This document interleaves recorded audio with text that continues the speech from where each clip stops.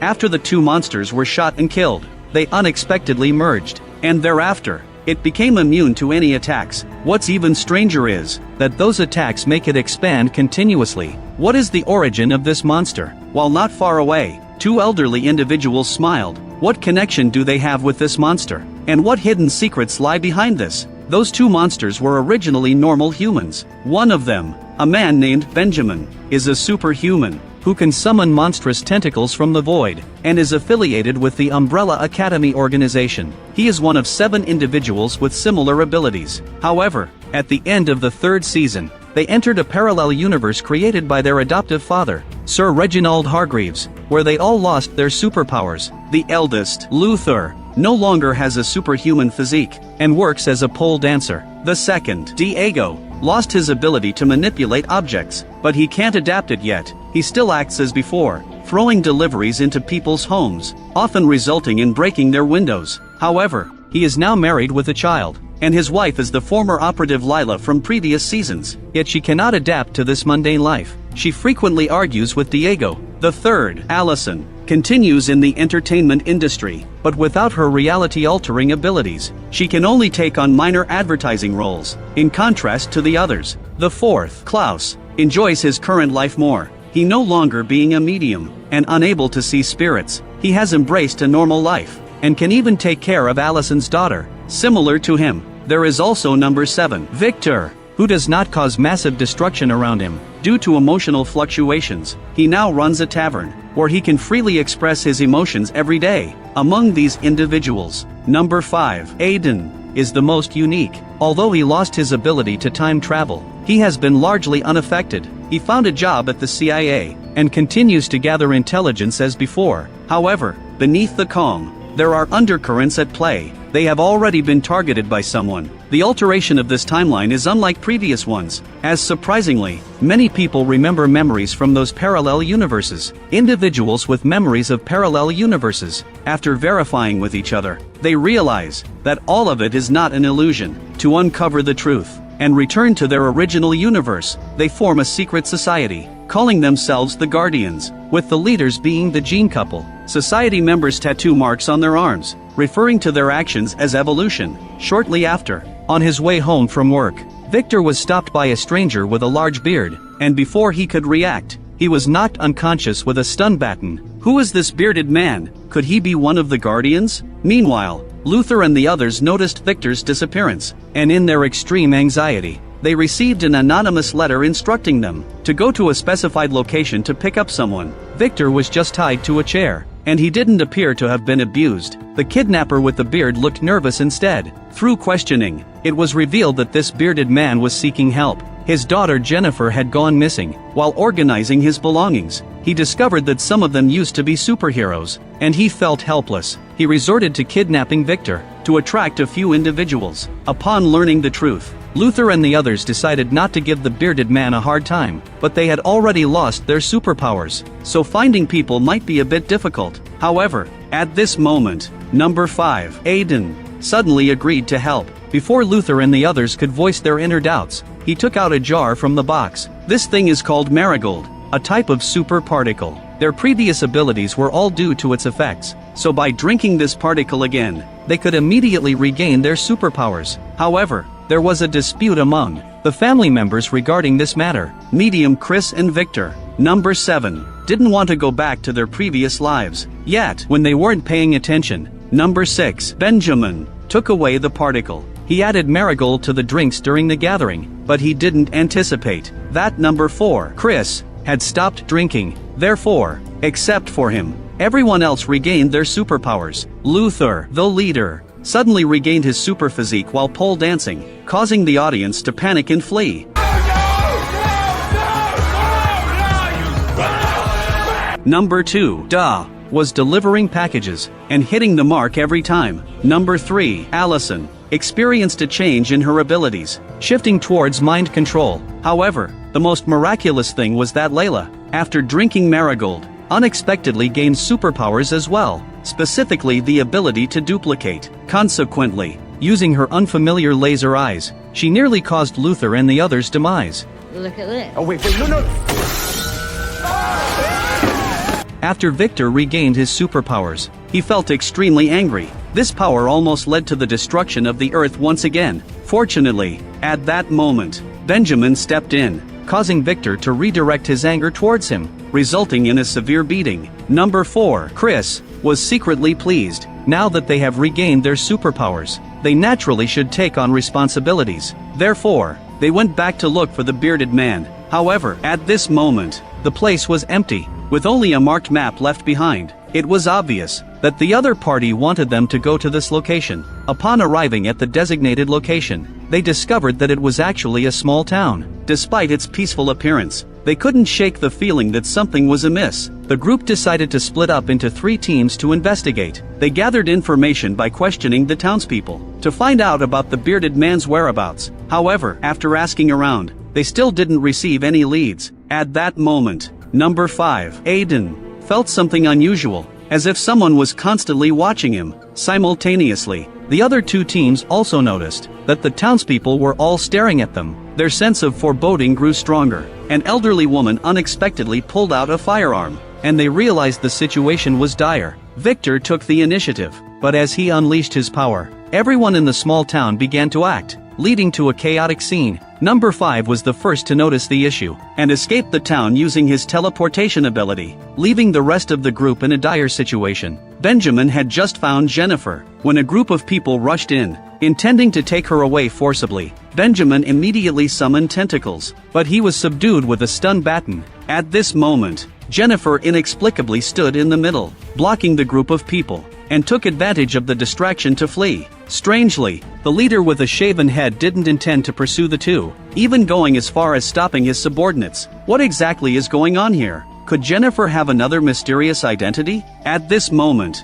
we are still in the dark. On the other side, the married couple Number 2, and his wife were in a very precarious situation on the square. Due to the open environment, they could only cautiously hide. However, facing a large number of opponents, they barely found cover and dared not expose themselves. Dia came up with a plan. Seizing the moment when the people outside weren't paying attention, he dashed out. Upon seeing Dia, the individuals immediately opened fire. Dia used his abilities to control the bullets, and then redirected them back. The individuals were instantly shot by their own bullets. However, Dia hadn't even had time to rejoice before a gun was pointed at his waist. Even with superpowers, it was impossible to stop at such a close range. In this critical moment, his wife Layla activated her laser eyes, instantly cutting the person into 2 halves. However, Chris's situation was very dire. Just a moment ago, a woman hurriedly ran towards him. Chris mistakenly thought she was the daughter of the bearded man. Before he could even feel relieved,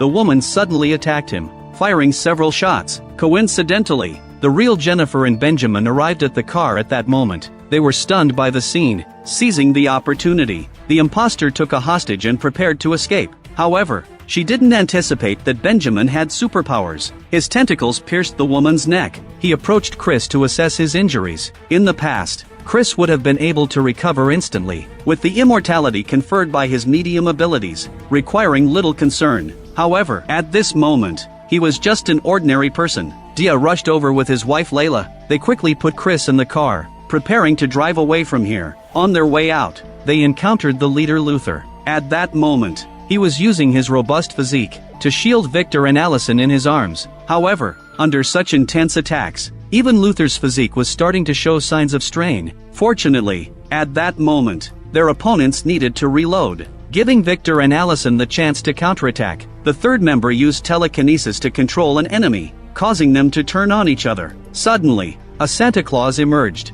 wielding 2 machine guns, unleashing a barrage of fire on the 3 once again. To make matters worse, the 5th member, Aiden, appeared from the side. Luther extended his body, barely protecting the 3, but he was reaching his limit. In this critical moment, Dia and his group arrived in their car. They rammed into the Santa Claus, sending him flying, and then hastily departed from the town in a vehicle. However, this was far from over. Chris had lost consciousness. Without immediate medical attention, he would likely perish soon. Therefore, they had to go against the wishes of the 4th member, and administered him Marigold. The 4th member immediately regained consciousness, with all his injuries healed. However, he was suffering deeply inside. Although he had not yet had a chance to complain, the entire car was hit violently, and during the chaos, Benjamin accidentally touched Jennifer, sparking a strange reaction. However, nobody at the scene noticed this, as they were all knocked unconscious by the impact. Two individuals emerged from the vehicle,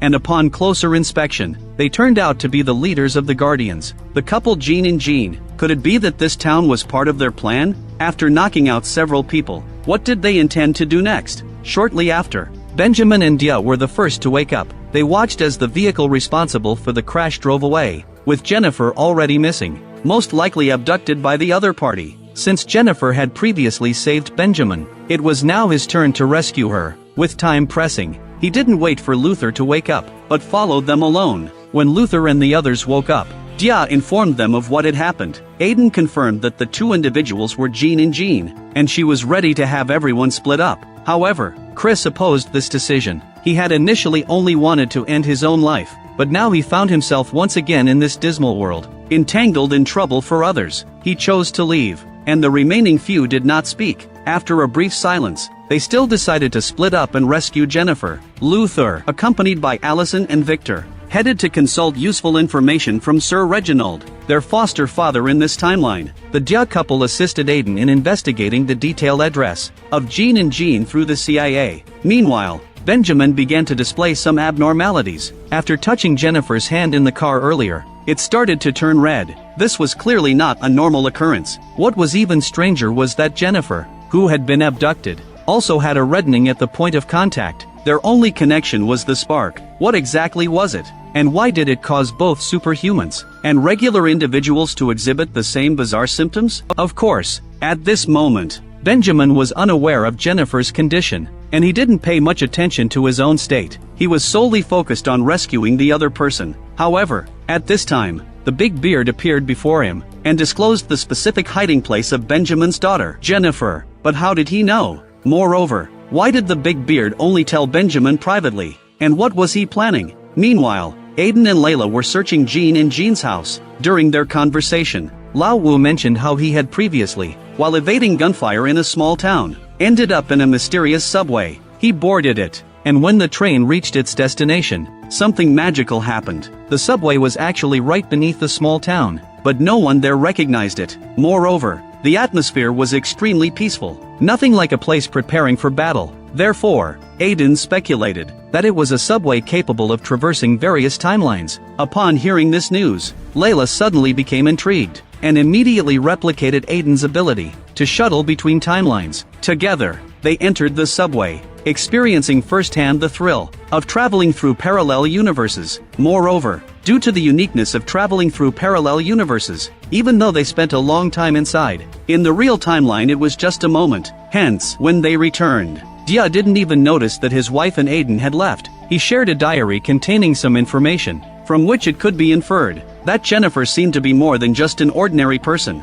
On the other side, Luther and the others also approached Sir Reginald. In this parallel universe, Reginald's wife, Abigail, is still alive. The multiple destructions and reshaping of the universe before were all because of this woman. Therefore, seeing her left the group with mixed emotions. However, the matter at hand is crucial. They hope to obtain some information from Reginald. However, he mentioned that his realm is just a parallel universe. Many questions cannot be answered, but being able to provide a device to awaken deep memories in the minds of a few people should offer some assistance. And so, Luther and the others recalled events from long ago using this device. It was a seemingly simple task of destroying a container with an explosion. However, during the execution, Benjamin, out of curiosity, opened the container. However, to everyone's surprise, a girl emerged from inside Jennifer. At that moment, the foster father Reginald suddenly appeared and killed Jennifer and Benjamin. The real alias 6 died back then.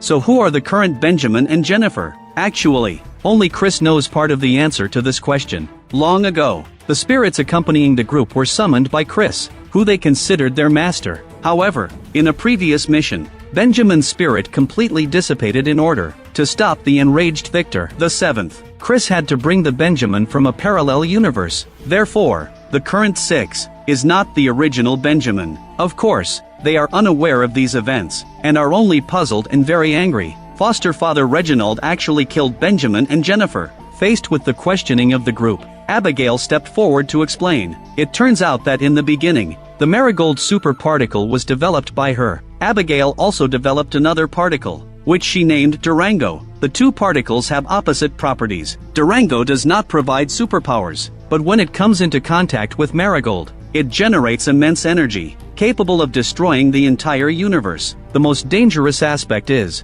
that these two particles attract each other. This is why Benjamin opened the container at that time. Upon hearing this shocking news, the group realized the gravity of the situation and understood that they must immediately retrieve 6. Otherwise, the consequences would be dire. However, Benjamin had already found the place where Jennifer was being held captive. The guards were no match for him. He used the rapid movement of his tentacles. The bullets couldn't touch him, and if they touched the tentacles, the guards would either die or be severely injured. Jennifer watched Benjamin's heroic battle, and a feeling rose in her heart. Moments later, the guards were all incapacitated. In this scene, the two of them found joy in each other's eyes. However, at that moment, 2 guards who had luckily survived rushed in. With Jennifer by his side, Benjamin hesitated, and had to quickly escape with her. 2 guards were about to catch up, but they were killed by the gene couple who appeared next. Did they also know about the 2 particles? Was this entire kidnapping a conspiracy against Benjamin? But how does destroying the world benefit them? These questions will gradually be answered later. Now, the gene couple can only quickly leave the scene, because shortly after, the CIA and others like Luther arrived. Seeing the mess all around, it's obvious they arrived too late. If they don't stop the two from coming into contact in time, the entire world will be destroyed soon. For a moment, everyone was at a loss for what to do. Suddenly, Layla came up with an idea. Perhaps by traveling through the subway, she could go back to the timeline before Benjamin saved anyone, and prevent all of this from happening. This is currently the only feasible solution. As for the remaining few, in order to prevent them from causing more trouble, Aiden entrusted his superiors to take Luther and Dia to the CIA to keep them quiet for a few days. And so, Aiden and the others set off, while Luther and the others headed to the CIA. However, Allison and Victor did not go. The 3rd member said he missed his daughter, and decided to go home first. As for the 7th member, he believed that perhaps there might be a better solution through Sir Reginald. The boss could only let 2 people leave.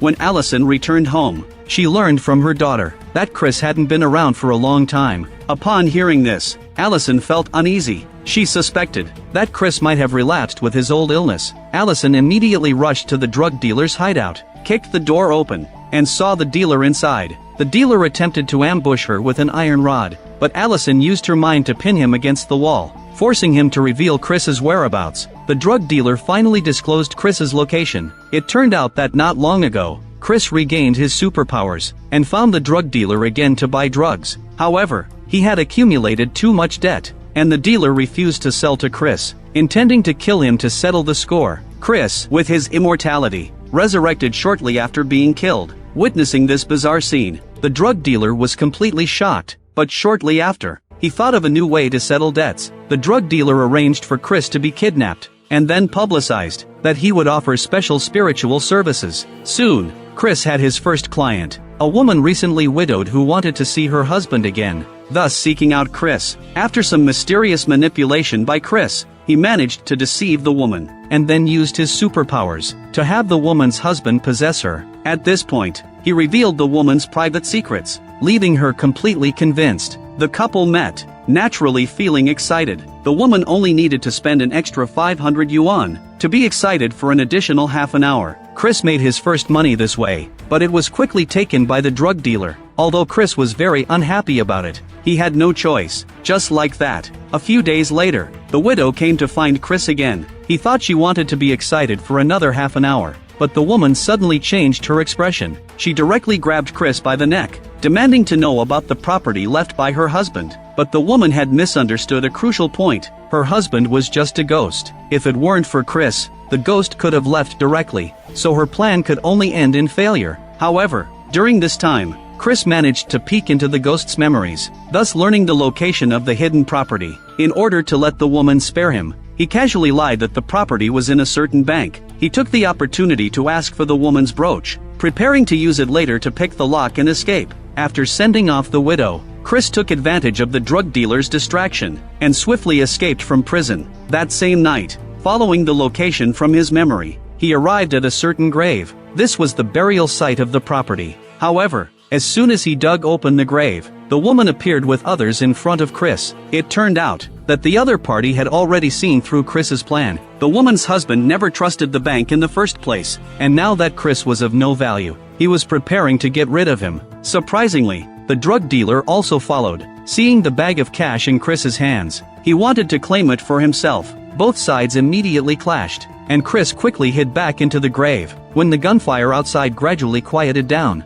he cautiously looked out and saw bodies strewn everywhere. Chris, surprisingly, felt relieved that the drug dealer was still alive. He knocked out Chris, took the money, and then filled up the grave. If it were an ordinary person, they would have suffocated. However, Chris's ability to not die meant he could only suffer but not perish. Fortunately, it was thanks to old 3, Allison, who forced out the location and dug him out. Compared to Chris's situation, the circumstances over with Luther and the others were also very bad. They thought they could find good jobs at the CIA, but it turned out they were thrown into the coal heap. The entire office filled with old people, with hardly any work to do, just waiting for retirement. Unable to bear this life, Luther decided to investigate on his own. He sneaked into the chief's office, hoping to find some useful clues, but he was caught red-handed by the chief. To make matters worse, the entire CIA had been thoroughly infiltrated by the Guardians. At that moment, Luther and Dia found enemies on all sides. However, with their superhuman physique, these agents were no match for them,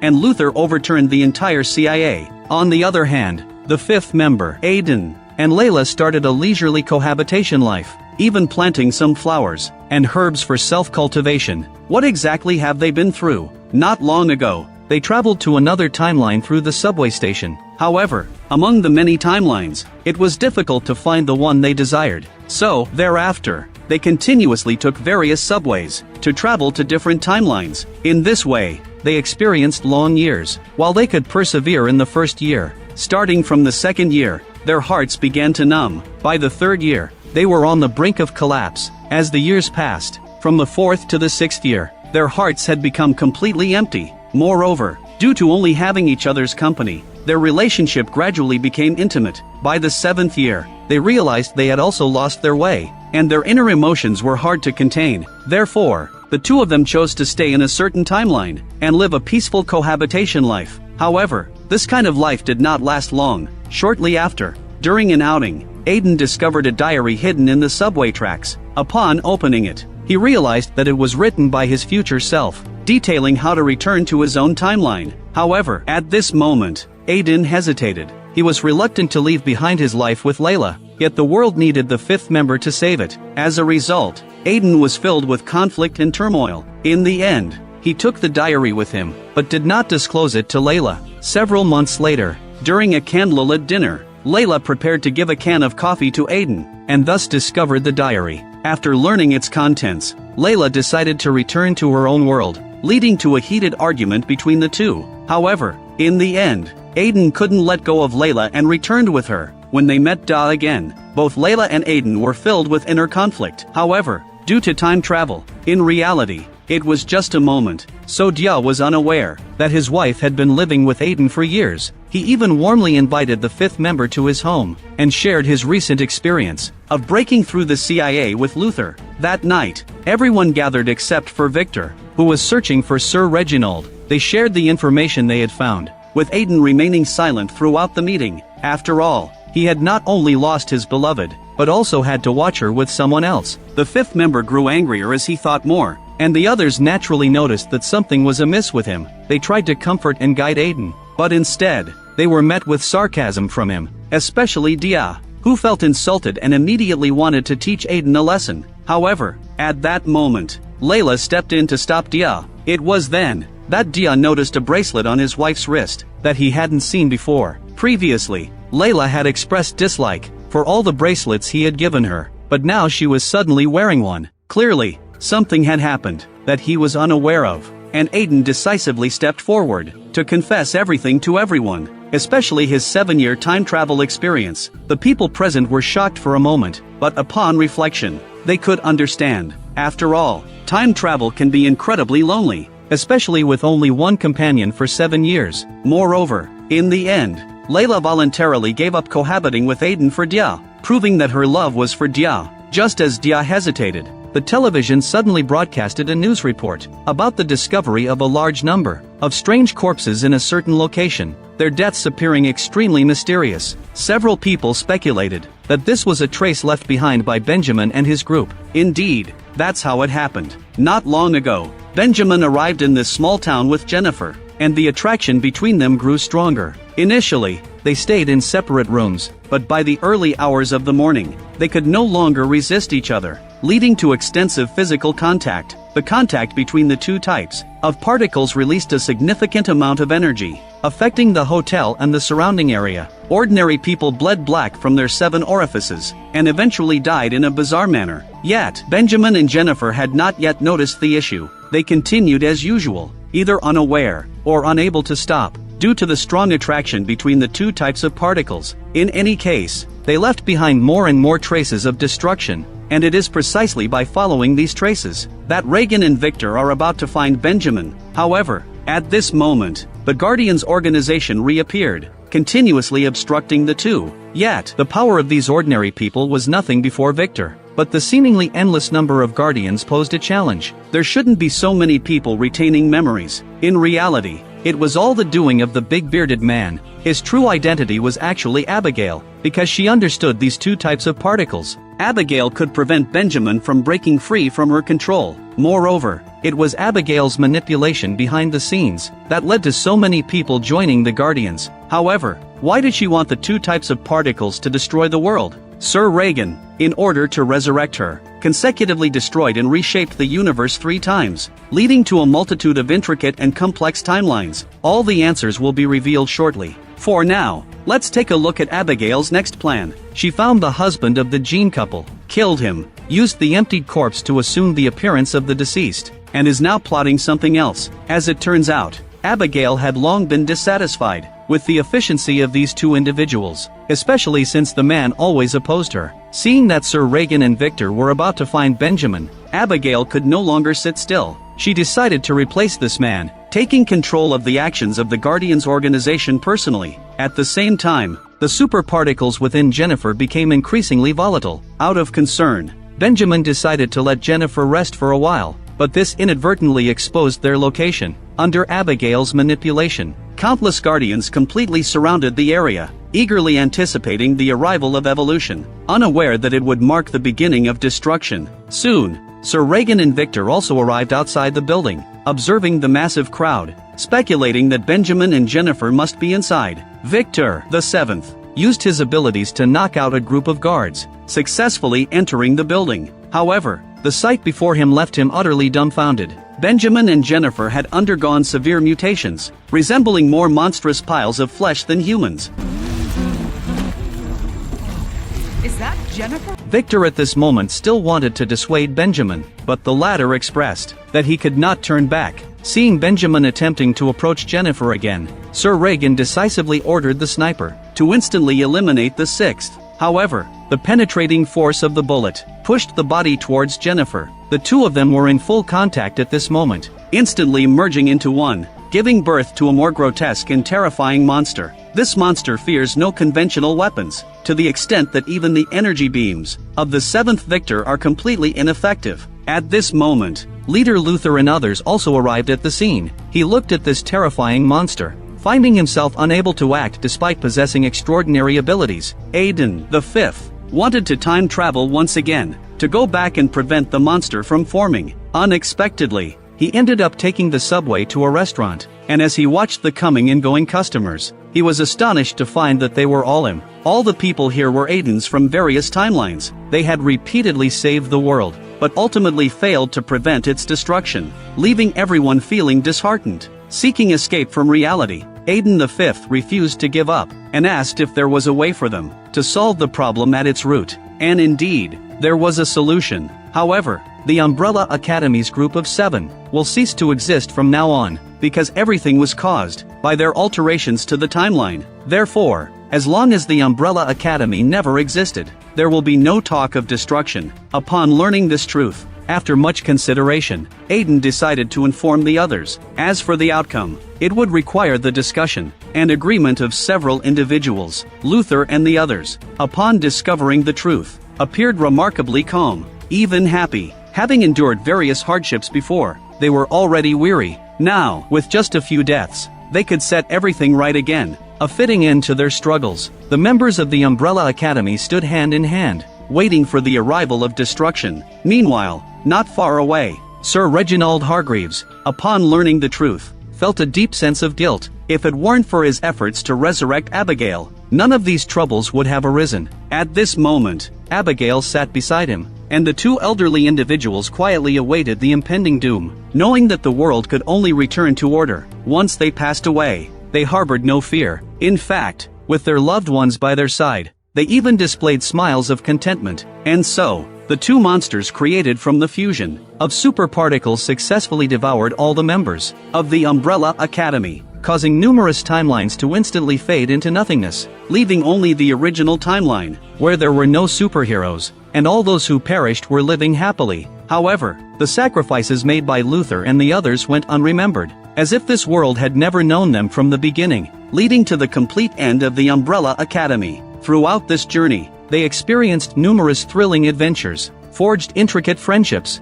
and portrayed richly developed characters. It is also for this reason that the ending feels somewhat melancholic. All stories began because of them, and all events were concluded by a few individuals. The members of the Umbrella Academy are both the root of destruction and the hope for salvation. In the midst of conflicting struggles, they assumed responsibility, sacrificing themselves to save countless civilians, a deed filled with both regret and commendation. Thus, the story of the Umbrella Academy comes to a complete end. If you enjoy my channel, please consider subscribing.